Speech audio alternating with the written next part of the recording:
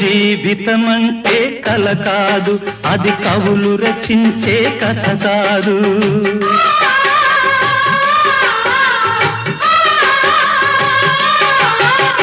జీవితమంటే కల కాదు, అది కవులు రచించే కథ కాదు. కనుమరుగైనది సిరి కాదు, అది మనదని తలచుట సరికాదు.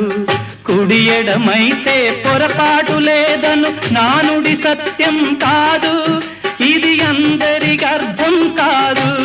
ఓ